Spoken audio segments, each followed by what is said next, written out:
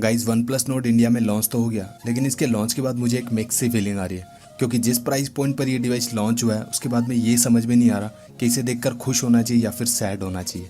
I am sure आप लोगों में से काफ़ी सारे लोग स्टिल वन प्लस नोट को लेकर कंफ्यूज हैं, और मुझे कमेंट सेक्शन में से बहुत सारे यूजर्स के पिंग मिले जिनकी वजह से मुझे ये वीडियो बनाना पड़ा। सो अगर आप इस डिवाइस को बाय करने का प्लान कर रहे हो तो मेरी आपसे रिक्वेस्ट है कि एक बार इस वीडियो को जरूर से देखना।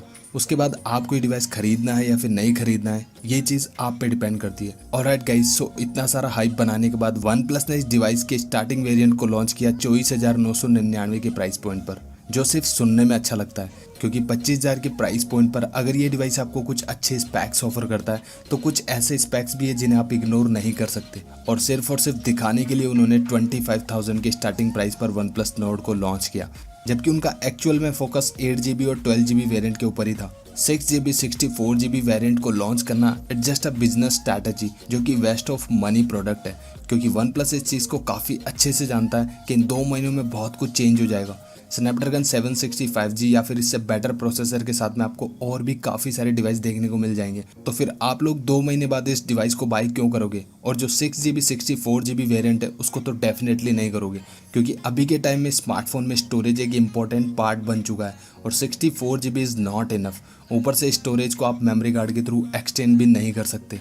और वन प्लस इस चीज़ को काफ़ी अच्छे से जानता है और जानबूझकर इस डिवाइस को लॉन्च किया ताकि लोगों में प्राइस को लेकर एक अलग से हाइप बना सके। और ये चीज़ मैं गारंटी के साथ में कह सकता हूँ कि 1-2 सेल के बाद वन प्लस इस डिवाइस को डिसकंटिन्यू कर देगा या फिर बहुत ही लिमिटेड क्वांटिटी में सेल को रखा जाएगा, क्योंकि ये वेरिएंट वन प्लस के लिए इतनी प्रायोरिटी नहीं है। आप खुद देख सकते हो कि 2 महीने बाद अगर आप इस डिवाइस को बाय करना भी चाहो तो आपको एक सिंगल कलर वेरिएंट देखने को मिलता है। तो ये काफ़ी सारी चीज़ें जिन्हें आप इग्नोर नहीं कर सकते।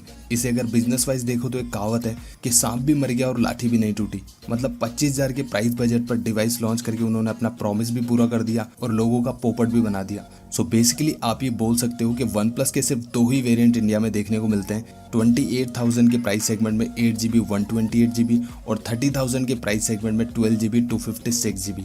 अब जो 25,000 के बजट वाला बंदा है वो जैसे तैसे बजट को बढ़ाकर 28,000 के प्राइस पॉइंट पर लेकर जाएगा ताकि 8 GB 128 GB बाय कर सके, और सिर्फ 2,000 ऊपर देकर almost double feature 12 GB RAM और 256 GB वेरिएंट आप खरीद सकते हो। तो जानबूझकर ऐसा प्राइस पॉइंट रखा गया ताकि आप लोगों को ज़्यादा से ज़्यादा ललचाया जा सके।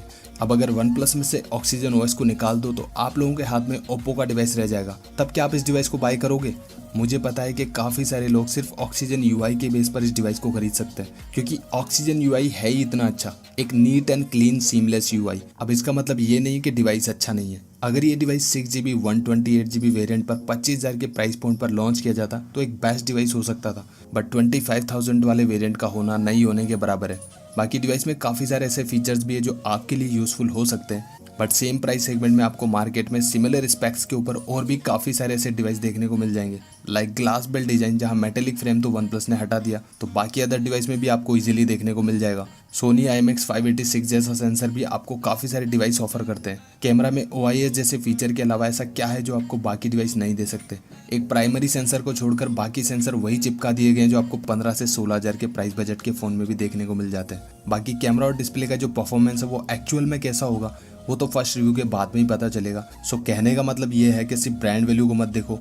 अगर आपका बजट सच में 28,000 रुपये के करीब है तो आप इस डिवाइस को बाय कर सकते हो। बाकी अननेसेसरी आपको अपने बजट को बढ़ाकर लोड लेने की कोई भी ज़रूरत नहीं है। और अगर आप इस डिवाइस को लेने का मन बना ही चुके हो तो मेरी आपसे सिर्फ एक रिक्वेस्ट है कि आप इस डिवाइस का एटलीस्ट एक ऑनेस्ट रिव्यू का वेट करो, जो बहुत से यूट्यूबर्स के थ्रू आपको देखने को मिल जाएगा। अगर हम इस डिवाइस को फर्स्ट सेल में बाय कर पाए तो इस चैनल पर भी आपको ये चीज़ अच्छे से क्लियर हो जाएगी। उसके बाद एटलीस्ट आपके पास एक बेटर डिसीजन होगा। अगर आप इस वीडियो में अभी भी बने हुए हो और still you want to buy this device तो आप ले सकते हो, क्योंकि पैसा आपका है और चॉइस भी आपकी है। सो वन प्लस नोड को आप ओवर प्राइस तो नहीं कह सकते, बट एक ओवर हाइप डिवाइस जरूर से। So this is all about one plus node. Video अगर पसंद आया तो वीडियो को लाइक कर देना, और अगर आपने चैनल को सब्सक्राइब नहीं किया सो ऐसे ही वीडियोस के लिए आप चैनल को सब्सक्राइब